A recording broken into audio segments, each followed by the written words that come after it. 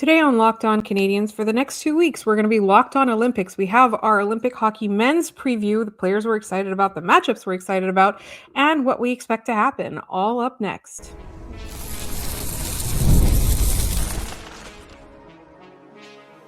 You are Locked On Canadiens, your daily podcast on the Montreal Canadiens, part of the Locked On Podcast Network, your team every day. Hi there, everyone, and welcome to another episode of Locked On Canadians. We want to thank you all for making us your first listen of the day. As you know, we're free and available wherever you get your podcasts, as well as on YouTube as part of the Locked On Podcast Network, now the #1 sports podcast network. My name is Laura Saba, also known as the Active Stick, and I'm joined as always by my wonderful co-host, Ian Boisvert, also known as Maybe It's Ian. It is before the Super Bowl, so we don't know what happened in that, but are you excited to talk Olympic men's hockey? I am. I'm in my Olympics mode. I've been watching a lot of curling, which is really the only time of year I watch. The only time I watch it is during the Olympics, and I should watch it more because it's been fantastic. I've been watching a lot of the women's bracket as well for hockey. So yes, very excited to finally break down the men's bracket. Yes. And we will talk about the women's bracket as well. Obviously, we're not just going to be Locked On Olympics all 2 weeks. There's plenty of Montreal Canadiens content coming up, as well as some special guests coming up.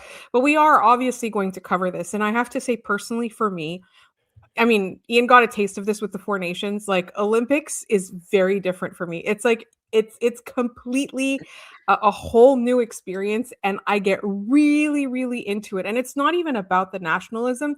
It is more about we're watching like truly the best players playing.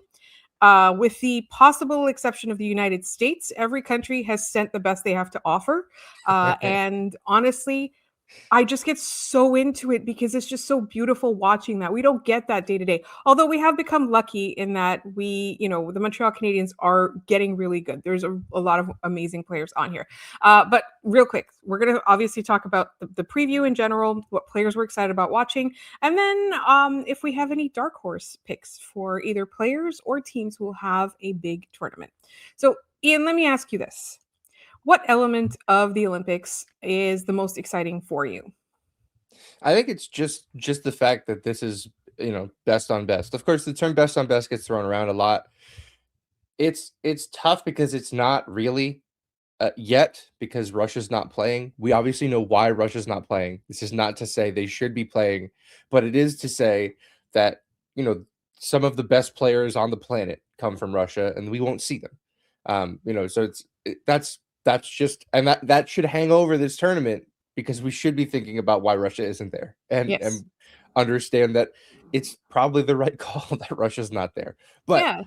with But all we're that also said, missing out on a lot. And also right, the players that are playing in this tournament have one less obstacle to overcome.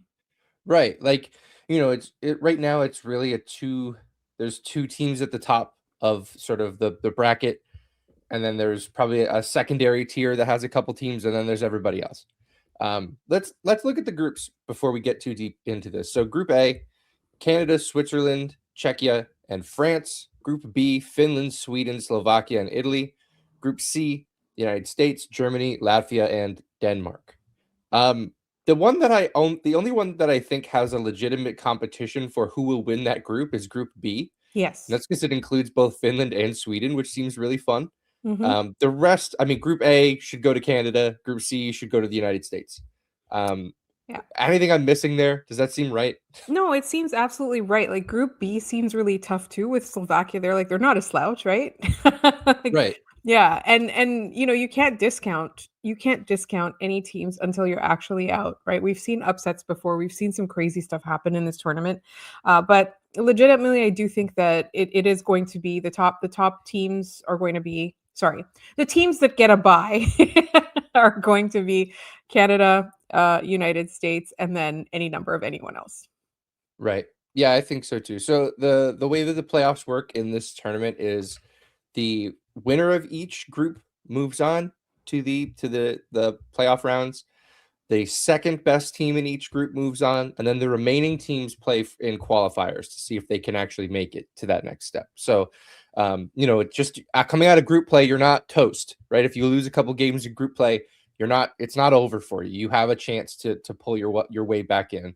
I'm not sure if we want to go so far right now as to say who we think is in the gold medal game. Do we kind of want to break down some of our, some of the teams that we want to keep an eye on in this tournament? Yes, I think we should start with that because I don't want to make any predictions Yeah. until we actually see some games on the ice. So I mean, look, from a Canadiens perspective, you all know who's in it.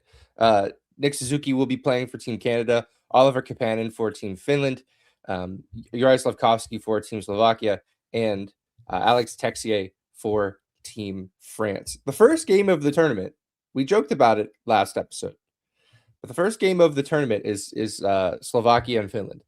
So two line mates are going to play against each other in that first game of the tournament. How do you think that goes between them? Like, do they can't, like, if they're on the ice at the same time against one another, they're not like laying off the gas. No. Yaroslav is going to finish his check all the same on Oliver Kapanen as and if vice it was versa. anybody else. Yeah.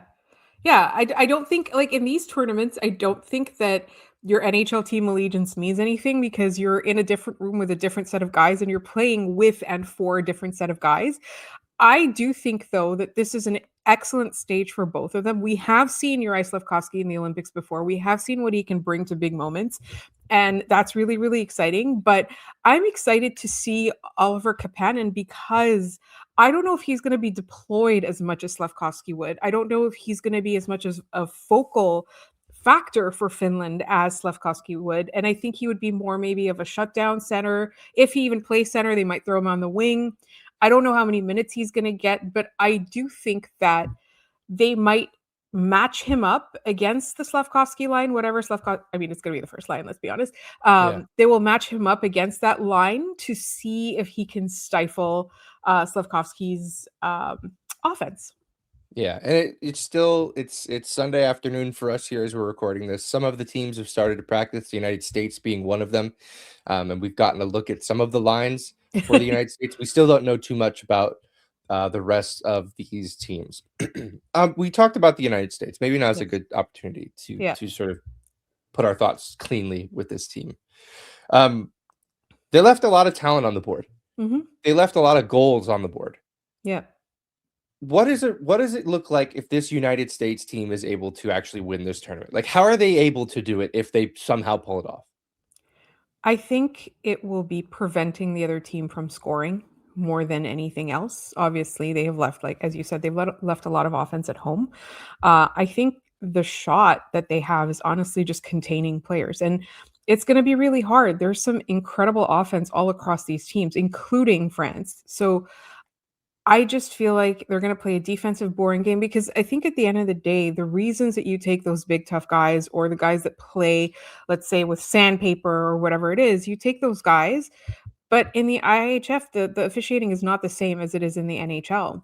And there's a much shorter leash for things like that. So I really just don't think that that's a good call. However, if they do win, I think it's going to scramble the brains of every team GM there is. And we're going to see a lot of boring international tournaments, whatever the replacement for the Four Nations is, a World Cup or whatever that's coming up in 2 years. They're doing an international tournament. Yeah, it'll be another World Cup. Yeah. So like that, and then the Olympics, like the next few of those are just going to be nightmares to watch. It's just going to be grinding, boring hockey, as opposed to watching just like some of the incredible magic that some of these players can achieve. Yeah, there's something somewhat poetic about the fact that the U.S. lost this way in 2016, right? They lost this way trying to build a bigger, tougher team at the Olympics. At the 2014 at Sochi, and then 2016 at the World Cup, and then last year at the Four Nations. They tried this every time, and it still hasn't worked. And they're like, "No, this is going to work. We need to build this way. Screw the Phil Kessels and the Cole Caulfields and the Alex DeBrincats of the world. This is how we need to win." And Canada has largely sent a very similar group every time they've had an opportunity to do so.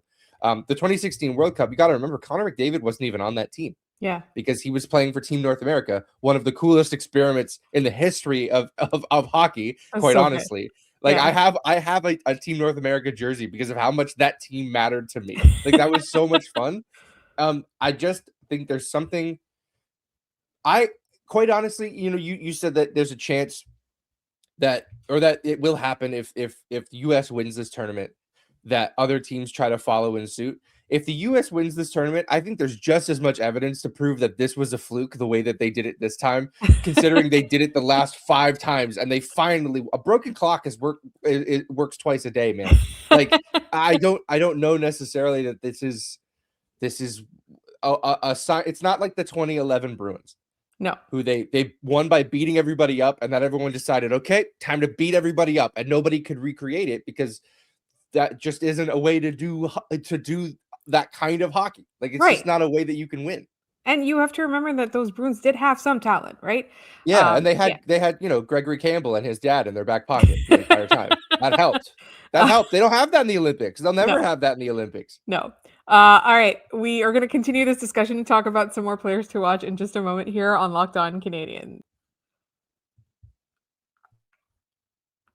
This episode is brought to you by Factor. Cold days, packed schedules, and big goals. That's winter.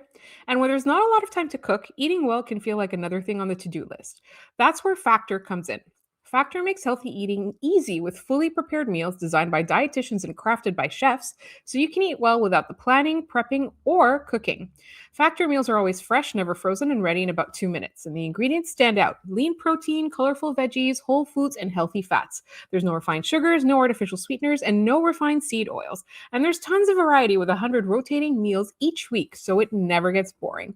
There's options like high protein, calorie smart, Mediterranean diet, GLP-1 support, and even the new Muscle Pro collection for strength and recovery. And it's perfect for busy weeks when you still want meals that support your goals without the stress. For me, it's really the protein. I'm trying to get enough protein like every other millennial, and the Factor meals are really just make it so easy, especially when I have really, really busy weeks. So head to factormeal.com/LockedOnNHL50 off and use code LockedOnNHL50 off to get 50% off and free breakfast for a year. Eat like a pro this month with Factor. New subscribers only, and it varies by plan. 1 free breakfast item per box for 1 year while your subscription is active.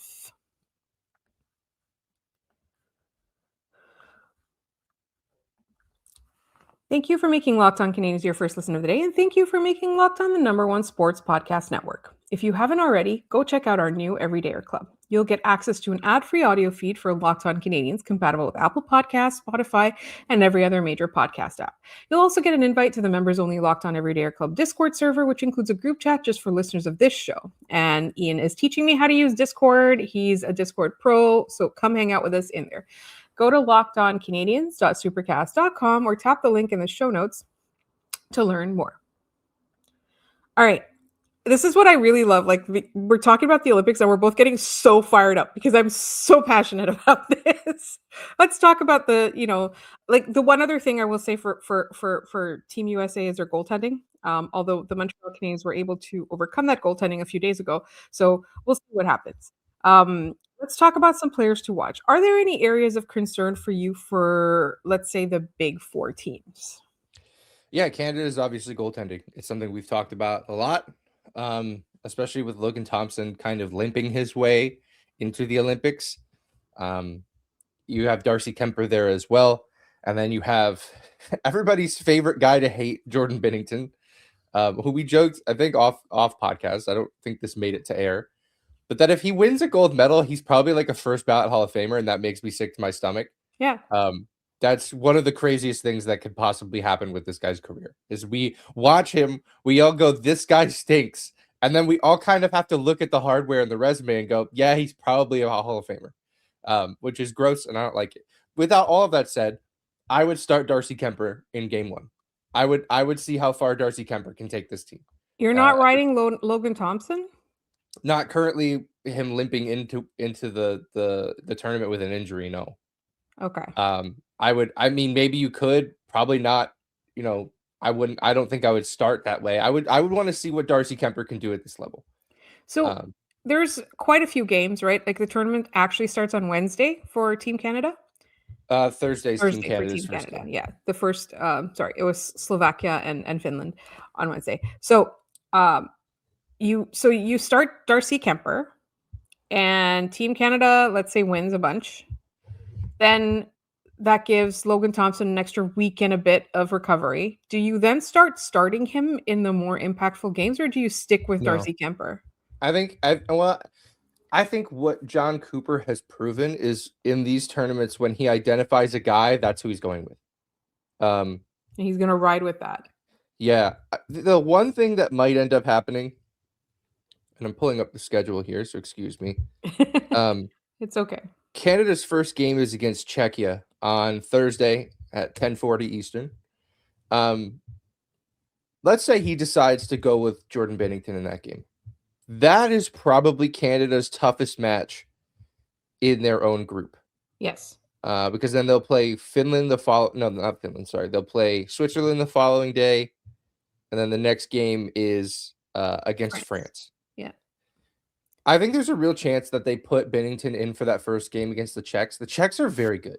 Yeah. Like they've proven that they love beating Canada in these international tournaments. We've seen it a ton. Like, I think there's a real chance that they come out fired up in that game, and David Pastrnak lights up Jordan Binnington, and it's the last we see of him in this tournament. Because it's a little bit longer than the Four Nations tournament. There's more, it seems like there's more rope, but there's not that much rope. Yeah. And if you lose a game like that to Czechia, it makes it really hard for you to win your group. Yeah. So, I would lean on. I think what's going to happen is they will start Binnington game one, and if they win and he gets shelled, that's probably the best case scenario for the Canadians, because it means that there's a chance he doesn't start for any of the other games just because he won. I would really worry about I think him starting against Czechia and winning is like the worst case scenario for Canada. And if he looks good, because I feel like we just can't. It's tough to trust that he'll be able to replicate what he did in the championship at Four Nations. We're talking about one game. Yes, he was excellent in that game, but it was one game. He was really poor all tournament long. Yeah. That's really important to note. It's just that Canada was just so good. Yeah. So that's where I'm worried with Canada. Yeah. For the US, we're talking about the big four, right? So those two, Sweden and Finland. To go to US, like it's their goal scoring. We've got they kind of have lines and they kind of don't have lines, which is just kind of speaking to the plan that Team USA came to the Olympics with, which was, we'll figure it out. Top line is Gensel, Matthews, and Boldy. That's a very good line. Yes. No complaints. That line should be really good.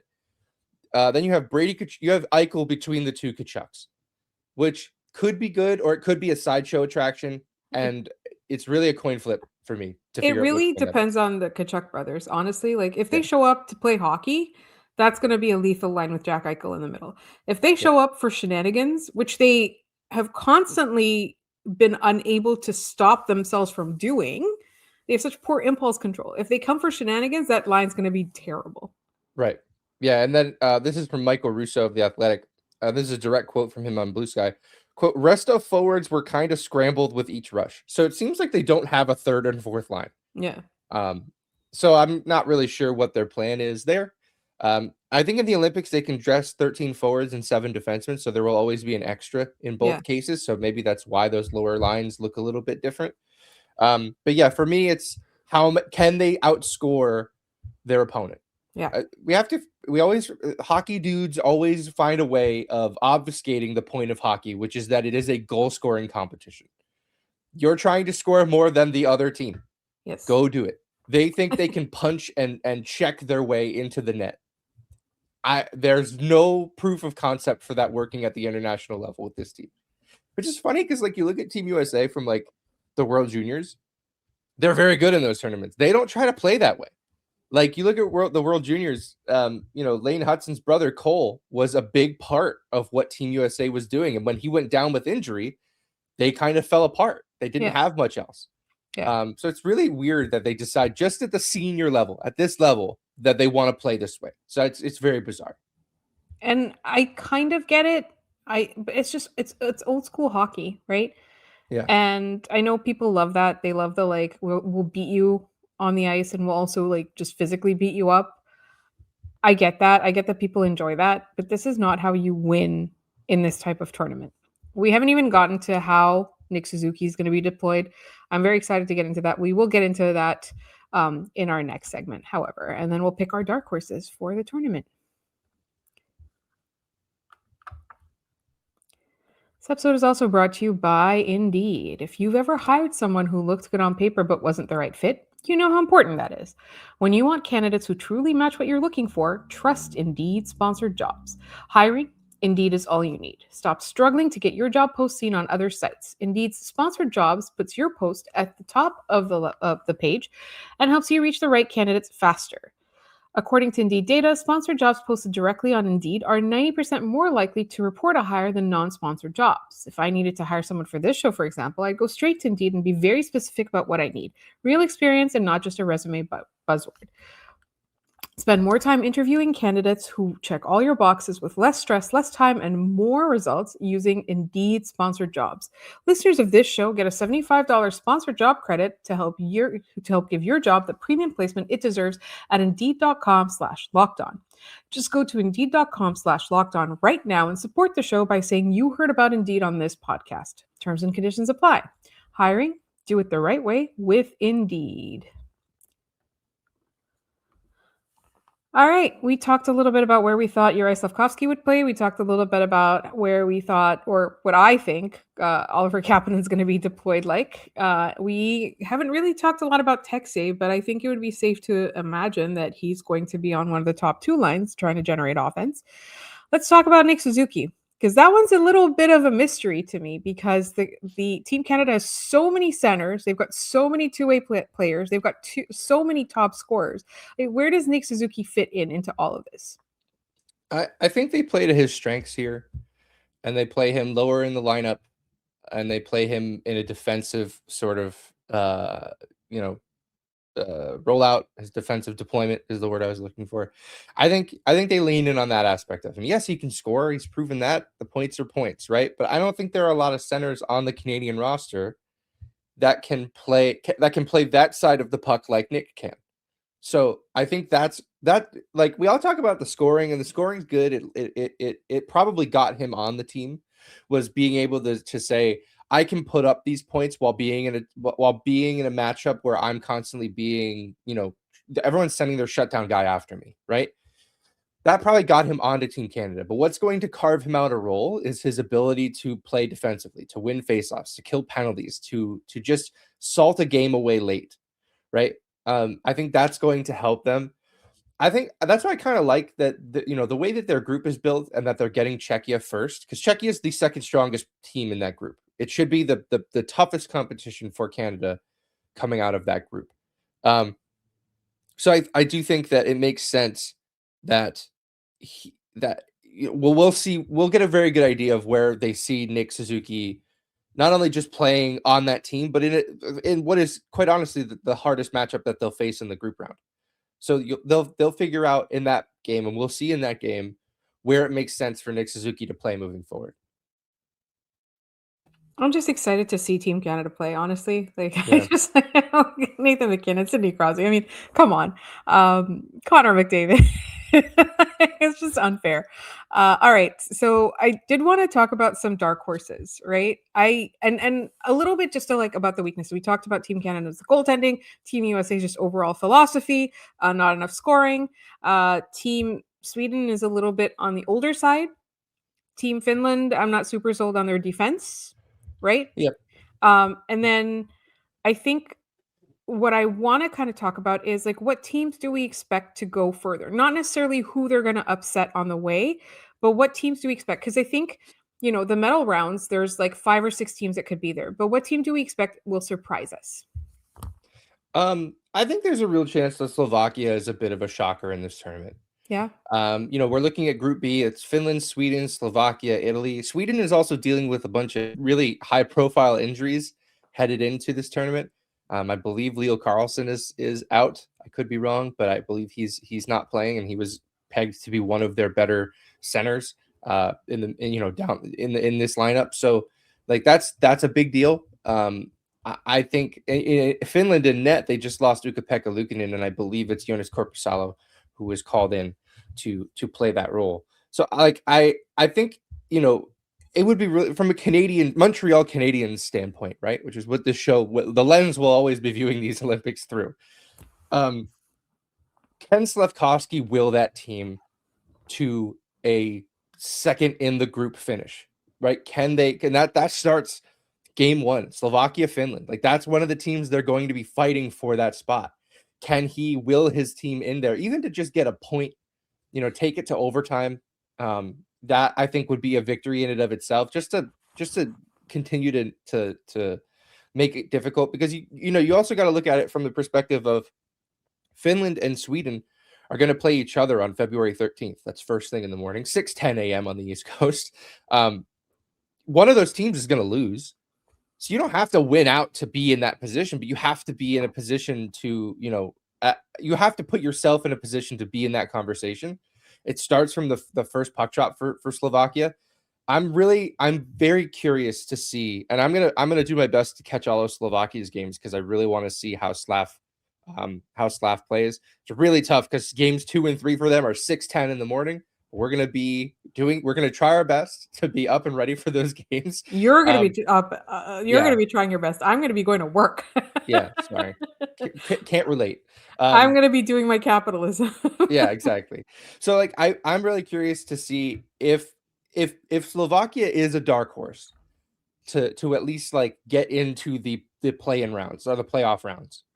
It's because Juraj Slavkovsky was phenomenal. Like, I genuinely believe that's how he gets them there. And that was the case the last time he played in the Olympics, right? Yeah. Him with his braces and everything going to the Olympics. And he always, he always says, well, there was no NHLers there, so it is what it is. But you were an 18-year-old, man. Like, I think it matters that you were an 18-year-old and were named Olympic MVP. Yes. Like, that still matters. There are other professional leagues that sent guys here and you beat them all for player of the tournament. Like, I think that matters to a certain extent. So yes, yeah, Slovakia I have as a dark horse. And if they do end up in that sort of category, it's because Juraj Slavkovsky put that team on his back. I think that a team that might not necessarily make the playoffs, but will scare a lot of people, is a Switzerland team. Yeah, they have a lot of good players. They've got some, like, I feel like overall, like, they are less stacked, but they've got some really fun players. They've got some really exciting players, I think. And like, we can't discount them, right? No, I don't think so at all. I mean, they've got, you want to hear the Montreal Canadiens angle on this, Laura? Yes, let's hear it. Sven Andrighetto, baby. He's back. He's playing.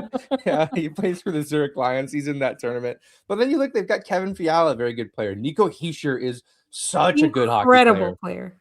Like Timo Meyer, Dino Niederreiter, Pew Suter is an NHLer. Like they've got, Roman Josi on the blue line. JJ Moser, who's quite good for the Lightning. Net, Kira Schmid, who looked fantastic against the Canadiens earlier this month. So I think I kind of like Switzerland as a dark horse, right? I think they've got a lot of really strong pieces throughout their lineup that if they all come together at the same time, they could be quite annoying.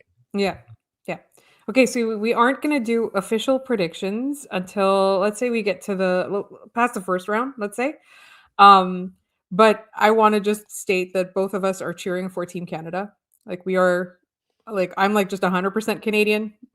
Ian has Canadian roots. We are cheering for Team Canada, not just for Nick Suzuki, but just, in general.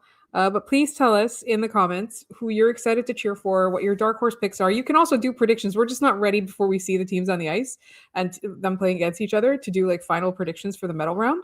But please let us know who you excited to watch, who we were wrong about, what you think Nick Suzuki's deployment is going to be, what you think Oliver Kapanen's deployment is going to be. We really want to hear from you. And we will have a women's preview as well. So this is just the men's preview.